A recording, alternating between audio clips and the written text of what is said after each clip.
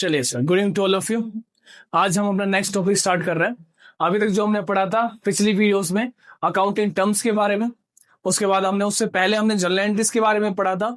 आज journal entries के बारे में बाद आज हम अपने टॉपिक रखेंगे कैश बुक के बारे में। कैश बुक के बारे में पढ़ते हैं सर। हमने सबसे पहले जर्नल एंट्री करना सीखा। जर्नल एंट्री फर्स्ट स्टेप है अकाउंटेंसी का, जिसमें हम करते हैं रिकॉर्डिंग, चीजों को रिकॉर्ड करना सीखा कि सर हर एक एक्सपेंसेस को, इनकम को, जो भी एसेट्स परचेज कर रहे हैं, जो भी गुड्स परचेज कर रहे हैं, उसे किस तरह से रिकॉर्ड करा जाता है। आज हम नेक्स्ट स्टेप की तरफ बढ़ते हैं। नेक्स्ट स्टेप में आज हम सीखेंगे sir cash book. Cash book के अंदर हम ये जानेंगे कि सर कैश हमारे बिजनेस में सबसे बड़ा इंपॉर्टेंट रोल अदा करता है, जिसमें हम ये जानेंगे सर कैश से हमारी हर एक ट्रांजेक्शन खरीदी जाती है और हर एक चीज में हम गुड्स को बेचते हैं तो हमें कैश भी मिलता है। तो उस कैश का हमें बैलेंस पता लगाना है। जर्नल एंट्रीज में हमने बस ये पता लगाया था कि सर कब कब हमारे पास कैश आ रहा है, कब कब हमारे पास से कैश जा रहा है। लेकिन अब हमें ये पता लगाना है sir within after the end of month या after the end of year या एंड ऑफ क्वार्टरली, कि हमें ये पता लगाना है सर हमारे पास कैश बैलेंस कितना बचा हुआ है। जिसके लिए सबसे बड़ा इंपॉर्टेंट है हमारा कि हम एक करते हैं इस क्वेश्चन को। सबसे पहले इसका फॉर्मेट की बात करते हैं। तो सर कैश बुक के फॉर्मेट में आपकी दो साइड रहने वाली है। First one is debit side and another one is credit side. Debit side में हम लिखेंगे डेट, सबसे पहले क्या डालेंगे, date, particular, JF and amount. Date, particular, JF and amount. And credit side भी same, date, particular, JF and amount. यानी कि दोनों साइड में हमारे साइड दोनों साइड डेट भी आएगी, किस चीज से रुपए आ रहे हैं, किस चीज में रुपए जा रहे हैं, वहां हम लिखेंगे particular. JF equals to journal folio, यानी कि जर्नल एंट्रीज में जो हमने एंट्री करी थी उसका नंबर यहां पर हमारा आ जाएगा। देन हमारा debit side amount and again date, particular, JF and amount. So ये दो साइड हमारी इक्वल रहने वाली है, जिनमें हमारा इक्वल इन द सेंस कि दोनों साइड हमारा कुछ अमाउंट डेबिट साइड आएगा, कुछ अमाउंट क्रेडिट साइड आएगा। अब बात करते हैं सर कौन सा अमाउंट, हर एक वो एंट्री जिसमें हमारी लेन देन हुई है कैश के जरिए। किसके जरिए? कैश के जरिए। चाहे हमने कोई एक्सपेंसेस पे करे हो, चाहे हमें कोई कमीशन रिसीव हुई हो, चाहे हमने कोई गुड्स खरीदे हो, या हमने चाहे कोई गुड्स बेचे हो, चाहे कोई एसेट्स परचेज करो, लेकिन केवल वही एंट्रीज जिनके अंदर इन्वॉल्वमेंट है कैश की, वही एंट्री हमारी किसके अंदर आएगी, कैश बुक के अंदर। अब इसमें भी सर सिंपल सा फॉर्मेट की बात करें कि सर जब भी हमारे पास कैश इंक्रीज होता है, सपोज दैट आपने कैश सेल्स करी, तो एंट्री क्या होने वाली है, cash account debit to sales account. Cash account क्या हो रहा है, डेबिट, यानी कैश अकाउंट का डेबिट होने का मतलब कैश इंक्रीज हो रहे हैं, और कैश अकाउंट का क्रेडिट होने का मतलब कैश क्या हो रहा है, डिक्रीज हो रहा है। सर सेम फॉर्मेट यहां होगा, जब भी हमारे पास कैश इंक्रीज होगा हम उसको राइट डाउन करेंगे कौन साइड, डेबिट साइड। कौन साइड, डेबिट साइड। और जब भी हमारे पास से कैश कम होगा यानी कि डिक्रीज होगा, हम रिकॉर्ड करेंगे क्रेडिट साइड। तो फॉर्मेट वही एक तरह से वही है सर, इंक्रीज तो डेबिट, डिक्रीज तो क्रेडिट। अब बात करते हैं सर, हमने पहली एंट्री की बात करी कि ओनर ने बिजनेस स्टार्ट करा with amount of 1 lakh. Owner business start कर रहा है विद अमाउंट ऑफ 1 लाख। तो एंट्री क्या होने वाली है, cash account debit to capital. Cash आया बिजनेस के पास से, लेकिन किस जरिए आया है, कैपिटल के जरिए। तो सर हमारा दो साइड रहेगी, एक टू साइड, दूसरी बाय साइड। कैश आएगा तो टू साइड, कैश जाएगा तो बाय साइड। सर एंट्री क्या होगी, टू कैपिटल। कैश आया है लेकिन किसके जरिए आया है, कैपिटल के जरिए। किसके जरिए, कैपिटल। कितना अमाउंट बोला था मैंने, 1 लाख, तो यहां पर क्या आ जाएगा, 1 लाख।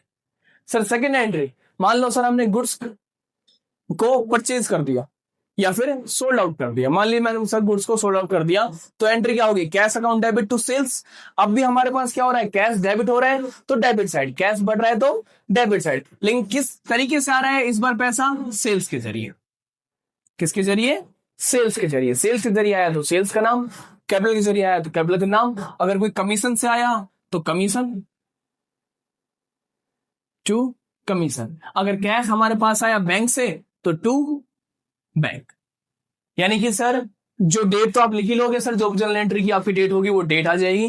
किस जरिए से हमारे पास अमाउंट आया है, पहले मेरी एंट्री हुई थी कैश टू कैपिटल, तो कैश इंक्रीज हो रहा है तो डेबिट साइड। किस जरिए से आ रहा है, कैपिटल से। सेल्स से आ रहा है तो सेल्स, कमीशन से आ रहा है तो कमीशन से, और बैंक से हम विड्रॉ कर रहे हैं तो बैंक। कोई भी अमाउंट जितना भी हुआ हमारा, कोई भी अमाउंट हुआ 50,000, 30,000 एंड इक्वल 20,000। तो इनकी यहां तक क्लियर है सर। हमारे पास जहां भी कैश आ रहा है हम कौन सा रिकॉर्ड करेंगे, डेबिट साइड। जिस चीज से आ रहा है, जिस जरिए से आ रहा है, वो हमारा किस में आ जाएगा, पार्टिकुलर में। अमाउंट, जितना अमाउंट आ रहा है उतना यहां पर रिकॉर्ड डाउन कर लेंगे। सेकंड थिंग है सर, जब भी हमारे पास कैश जाएगा तो किस साइड लिखेंगे, क्रेडिट साइड। अब मान लीजिए सर मैंने यहां पर गुड्स परचेज करे कैश में, तो एंट्री क्या होगी, purchase account debit to cash account. इस बार कैश मेरा क्या हो रहा है, क्रेडिट, तो किस साइड रिकॉर्ड करूंगा, क्रेडिट साइड। इस बार कैश जा रहा है तो किस साइड आएगा, क्रेडिट साइड। लेकिन किस चीज से जा रहा है सर, गुड्स को परचेज करने। अगर मैंने एसेट्स परचेज करे या फर्नीचर तो आ जाएगा सर टू फर्नीचर। अगर मैंने किसी को पे करा, मान लो सर मैंने पे कर दिया राहुल को, तो कैश पे टू राहुल, एंट्री क्या होगी, Rahul account debit to cash account. तो यहां पर पे किसको कर रहा हूं, राहुल को। अगर मैं कोई एक्सपेंसेस दे रहा हूं तो एक्सपेंसेस आ जाएगा सर।